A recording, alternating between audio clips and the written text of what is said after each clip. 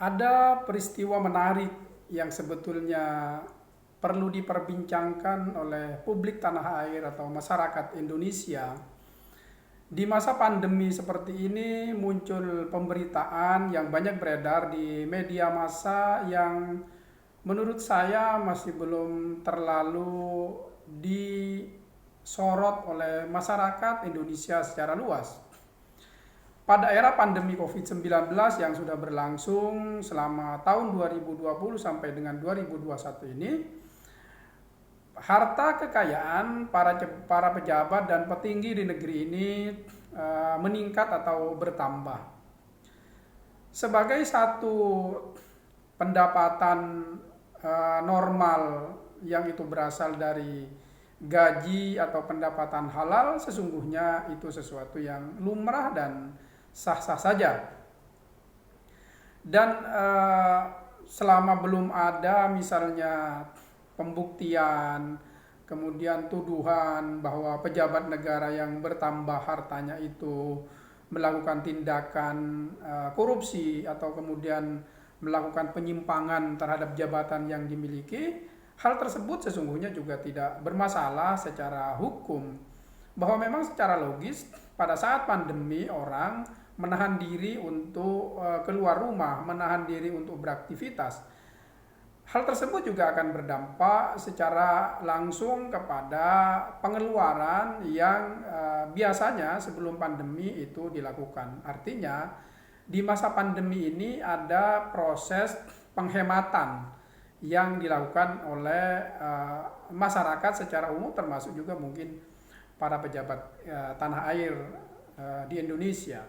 Nah, di dalam konteks itu sesungguhnya tidak perlu disikapi secara negatif bertambahnya harta para pejabat yang sempat diberitakan oleh banyak media tanah air. Pada sudut pandang yang lain, sesungguhnya ini satu modal bagi bangsa Indonesia bahwa kalangan menengah ke atas atau di sini pejabatnya itu pada saat dia memang memiliki kelebihan harta, artinya dari peningkatan hartanya itu perlu dalam sudut pandang filantropi, perlu kiranya dipergunakan sebagian untuk membantu masyarakat, terutama masyarakat yang lemah, masyarakat tidak mampu yang sangat terdampak oleh pandemi COVID-19 ini. Tidak perlu jauh-jauh, terutama masyarakat yang berada di lingkungan sekitar para pejabat yang hartanya bertambah tadi itu. Apakah dalam lingkungan tetangga depan, kiri, kanan, belakang, atau bisa jadi tetangga dalam satu RT, tetangga dalam satu RW, tetangga desa, atau mungkin juga tetangga di mana para pejabat itu berasal dari kampung halaman tertentu. Karena bagaimanapun COVID ini juga membawa dampak negatif bagi perekonomian masyarakat di desa-desa, dan tentu saja biasanya para pejabat ini memiliki keluarga di kampung halaman, sanak saudara, handai tolan, kawan-kawan, dan seterusnya dan seterusnya. Nah, sebagai satu bentuk kepedulian sosial, maka perlu kiranya para pejabat yang memiliki tambahan atau yang bertambah hartanya pada saat pandemi COVID-19 ini untuk mendermakan sebagian dari peningkatan hartanya itu untuk masyarakat yang tadi yang dikenalnya itu untuk membantu mereka, terutama yang misalnya mengalami PHK, kemudian yang misalnya terbebani pengeluaran untuk pendidikan anak-anak mereka, atau mungkin mereka yang kesulitan untuk memenuhi kebutuhan makan dan hidup sehari-hari. Sehingga dengan begitu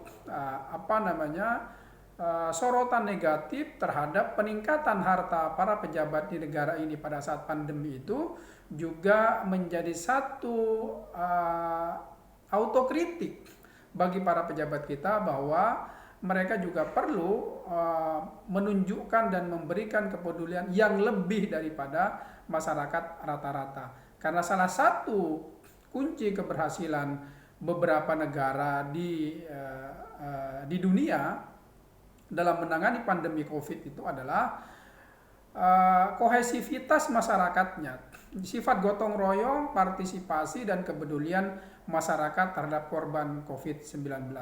Dan ini menjadi satu ciri negara utama seperti yang dicontohkan atau disebutkan oleh Plato dan Ibn Rushd, bahwa kota utama itu adalah kota di mana para pejabatnya itu tidak menumpuk harta kekayaan untuk kepentingan pribadi, hatta dengan cara yang halal sekalipun.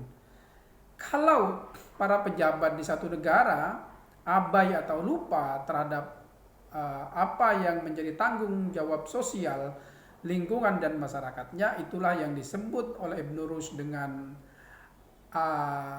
at-tasallut, al-mulkiyah at-tasallut.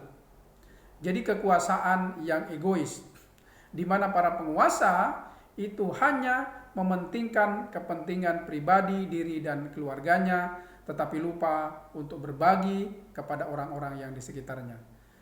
Mudah-mudahan apa yang kita diskusikan tadi itu tidak seperti itu realitasnya, bahwa para pejabat kita itu sudah melakukan kegiatan berbagi kepada orang-orang yang dikenalnya dalam membantu mereka para korban COVID-19 dari kenaikan dan tambahan harta kekayaan yang diperoleh selama pandemi COVID-19.